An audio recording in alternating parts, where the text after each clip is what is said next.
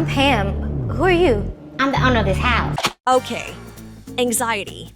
Having anxiety is basically like having a tiny drama queen living rent-free in your skull. So,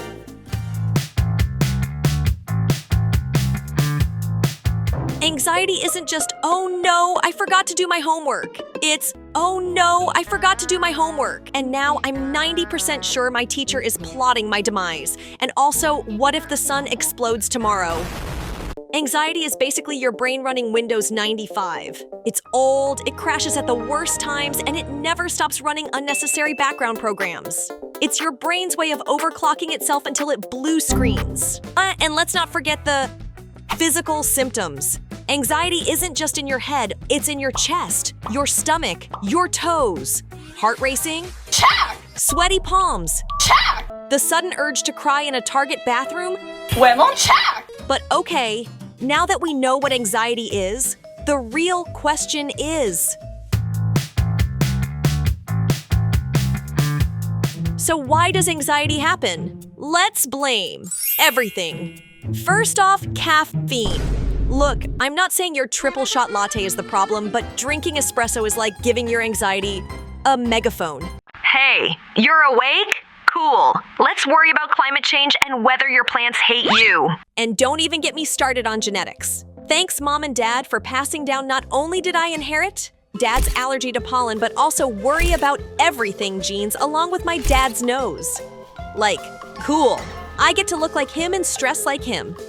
But the real MVP of anxiety? The internet. The internet is like a buffet of anxiety triggers. 1 minute you're watching cute cat videos, and the next, you're down a rabbit hole of conspiracy theories about the whole universe.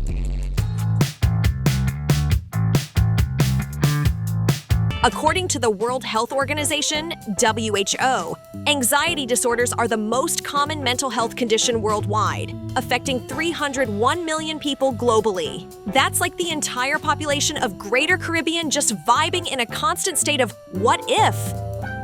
In the US alone, 40 million adults. Wow, that's 19% of the population. Deal with anxiety disorders every year. And guess what? Only 36.9% of them actually seek treatment.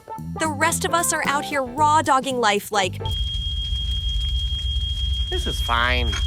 I'm okay with the events that are unfolding currently.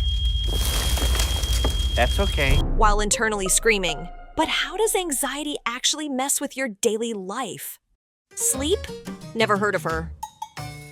Anxiety loves to show up at 2 a.m. like, hey, remember that awkward thing you said in 2014? Let's replay it 47 times. According to the ADAA, 54% of people with anxiety say it messes with their sleep. So if you're lying awake wondering if you locked the door, spoiler, you did. You're not alone. Productivity? More like procrastination. Anxiety turns your brain into a browser with 47 tabs open, and none of them are the one you actually need. Studies show that 89% of people with anxiety say it impacts their work performance. So, if you've ever spent 3 hours staring at a blank Word document instead of writing that report, congrats! You're statistically normal. Social life? Nah, I'm good. Anxiety loves saying no to socialize. Oh, a party? Sounds fun, but what if I say something weird and everyone hates me? Hard pass. According to the National Institute of Mental Health, social anxiety disorder affects estimated 7.1% of US adults. That's a lot of people canceling plans and blaming it on food poisoning. Anxiety doesn't just mess with your brain, it messes with your body too. Chronic anxiety can lead to headaches, stomach issues, and even heart problems. The American Psychological Association, APA, says that people with anxiety are 26% more likely to develop heart disease. So, yeah, anxiety is in your entire body, throwing a rave you didn't sign up for. People always say, mastering anxiety is so hard. Pfft. No, I'm here to tell you that mastering anxiety is actually easy. Kind of. Okay, no, it's still a nightmare, but at least I figured out some ways to deal with it, and now you have to listen to them. Okay, so mastering anxiety sounds like a 5-minute craft life hack, but here's the thing. Anxiety isn't a villain. It's just a really overenthusiastic intern. Take Jesse Eisenberg, for example. You know, the guy from Zombieland who's basically anxiety personified. He's like, I'm terrified. I'll never work again. So I'll just write, direct, and star in a movie. Anxiety became his hype man. Here's my patented, not patented, 3-step guide to befriending anxiety.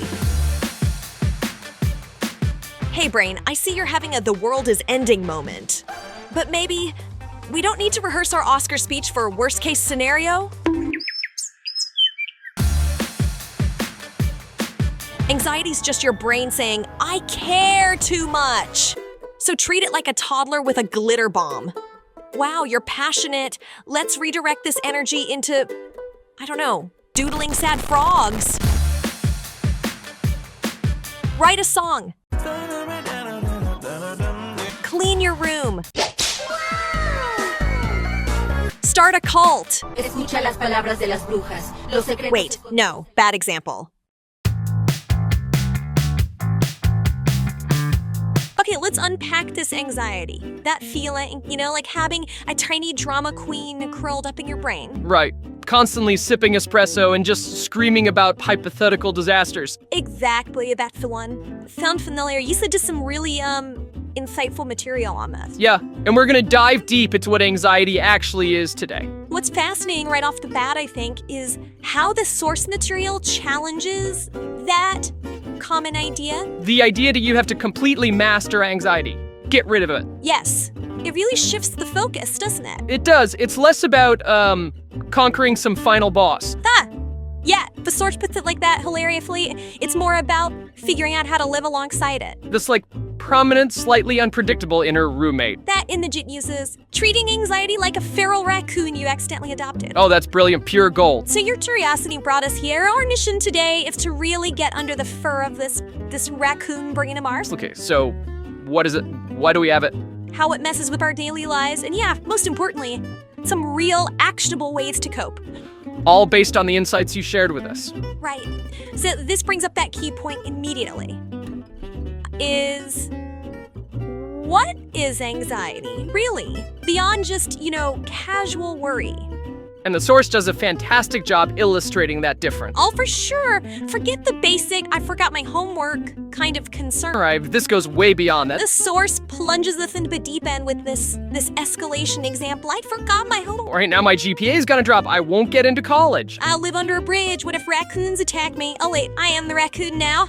That's spiraling. It's so over the top, but that feeling of things snowballing is so relatable, isn't it? definitely. If we connect this to the bigger picture, the source uses some great analogies. Like the fire alarm one. Exactly. Anxiety is a fire alarm going off when there's no fire. It's such a clear way to put it. Yeah, it highlights this oversensitive system misinterpreting things. Right. Benign things get treated as genuine threats. And this involves the amygdala, the brain's sort of emotional hub. Which becomes hyperactive in anxiety. Yeah, triggering those physical reactions. Yeah. Even without real danger. Like a false positive. A false positive, yeah. It says that it's like having a super overprotective bodyguard. Who tackles every friendly stranger trying to say hello. Exactly, except the bodyguard is your brain and the stranger is like a slightly delayed text message. And psychologically, it's that ancient fight or flight response. It's just completely misfiring over what the source calls dumb stuff. Totally. Emails, those dreaded C messages. Even a dip in your TikTok views. It's like our bodies are prepping for a woolly mammoth. When really it's just notification. And the source makes a crucial point. It doesn't shy away from the physical side of it. Oh yeah, it really emphasizes that anxiety is a full body experience. It's all merit, the full orchestral performance. Heart palpitations. There's drum solos for no reason. Yeah, love that description. The sudden stomach turbulence, hand for their just damp. Sweaty hams, yeah. Legs doing an impromptu tap dance. During a meeting, right. And that overwhelming urge to cry in public, it's specifically called out Target. Yes, the hallowed aisles of Target. And let's not forget the escape fantasy. Just pack packing it all in, living in the woods. If you'd ever felt outwardly calm while internally, it's chaos. Yeah, welcome to the club. Still, given how disruptive and frankly unpleasant this can be. The next question is obvious. Why? Why do we even have this? Right. The source delves into some potential triggers, some factors. And caffeine comes up pretty quickly. Caffeine, the ultimate frenemy. That morning coffee, that afternoon boost. The source calls it our favorite toxic relationship. Which feels about right if with knowingly pouring gasoline on a tiny ember. Yeah, suddenly small worries inflate into, like, existential dread. Did I offend someone? Why haven't they replied? Or the class... What if the entire universe collapses? Exactly. From latte to questioning reality in seconds. And what's interesting is how the source moves beyond just lifestyle stuff like caffeine. To genetics. Yeah, the significant role of genetics. Ah, yes, the genetic lottery of neuroses. You might get your grandma's baking skills, Or, as the source puts it, with that perfect gallows humor, crippling self-doubt, and a nervous tick. Huh, yeah. If your family gatherings involve a lot of worst-case scenario planning. You might have hit the genetic jackpot of anxiety. It's that unsettling thought, isn't it? That overthinking a text might just be a family tradition. And then, of course, there's the elephant in the room. The internet. Which the source calls anxiety's playground. So accurate. Oh, the doom-scrolling pit, it's endless. Totally. You start innocently, maybe looking at cat videos at 11 p.m. And suddenly you're spiraling through articles on geopolitical instability. The impending extinction of some obscure snail, the 7 famine killers in your pantry. You emerge hours later, blinking, convinced the world is ending. And you should probably start hoarding canned goods. It really is the modern campfire ghost story, isn't it? Except the ghosts are real-world crises. Okay, so let's talk about the tangible ways this internal state actually affects our day-to-day. Because the source argues it's not just a feeling, it really hijacks literally everything. Sleep. What's sleep? A distant memory for many. Anxiety apparently loves 2 a.m. That's its prime time. Just as you're drifting off, your brain goes, hey, remember that awkward thing you said in 2017? Exactly. Now let's replay every minor mistake, every embarrassing thought ever. You open your eyes, birds are chirping, you haven't rested, you just relived your greatest cringes. And the data supports this, right? The UDA says over half of anxious people struggle with sleep. Over 50%, yeah. And a measure productivity. Or lack thereof. The source uses that brilliant analogy, the glitchy laptop. With way too many frozen tabs open, all playing different irritating sounds. Yes, that's it. You sit down, ready to work. But your brain is just this chaotic mess. You end up refreshing news sites. Staring blankly at the screen, maybe questioning all your life choices. Considering a career in competitive thumb rest, it's a truly unproductive cycle. And that statistic, 89% report work suffering. That's huge. It really underscores the impact. And social life often takes a hit too, right? Oh, definitely. Social anxiety acts like this constant barrier. The mental gymnastics for just a party invitation. That immediate dread. The endless questions, who be there? What if I say something weird? What if I just stand in the corner? What if they all secretly hate me? It's exhausting. And suddenly, mysterious food poisoning seems like the most plausible excuse. Totally believable. The NIMH says about 7% of adults have social anxiety. Which the source hilariously notes feels low. Suspiciously low. Who isn't occasionally faking an illness to avoid small talk? And it's crucial to remember this isn't just thoughts and social stuff. The physical toll is real. Absolutely. Our bodies keep score. Those tense shoulders, like permanent shrugs. That nagging back pain, the knot in your stomach. Yeah, that constant unease. And chronic anxiety is linked to more serious things too. Like IBS and even heart disease risk. That APA statistic, 26% higher risk of heart disease for anxious folks. The source frames it perfectly. Anxiety is like doing high-intensity cardio. In your chest, all day, every day. Whew. So, okay, we've painted this very vivid, maybe slightly alarming picture. Yeah, what anxiety is, how it impacts us. So the crucial question becomes, how do we actually navigate this without just constantly spiraling? Right, and the source offers some really practical, insightful coping mechanisms here. Okay, so what's first? First key, acknowledge the gremlin. Don't ignore it. Don't try to suppress it, because that just makes it worse. Exactly, like holding a beach ball underwater, it just pops up harder. So the source suggests talking to it, literally. Yeah, like, hey brain, I see you freaking out about that email. Interesting theory. Maybe not panic stations, yeah. Or even just labeling it. Like, this is my impending deadline freak-out special. Right. Just acknowledging it can somehow diffuse some of its power. Sounds weird, but maybe it works. Acknowledging the storm might help calm it. Yeah. What's next? The next step is about reframing the narrative anxiety tells us.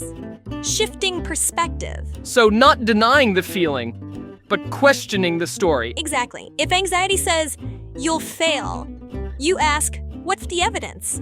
What are potential positives? Examining those underlying assumptions. Right, instead of seeing anxiety as just weakness or doom.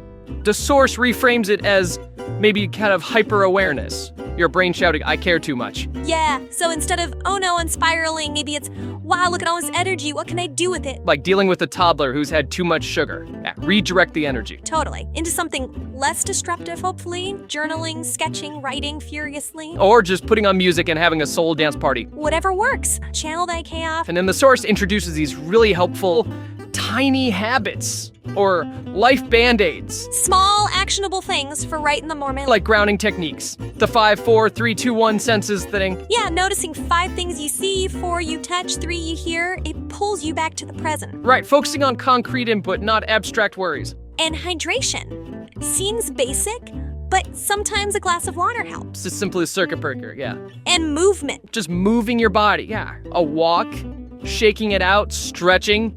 Physically release that tension. And purposeful breathing, like box breathing. In for 4, hold for 4. Yeah, those slow, deep breaths that, as the source says, trick your brain into thinking everything's fine. Even if it feels like a white lie, that physiological shift matters.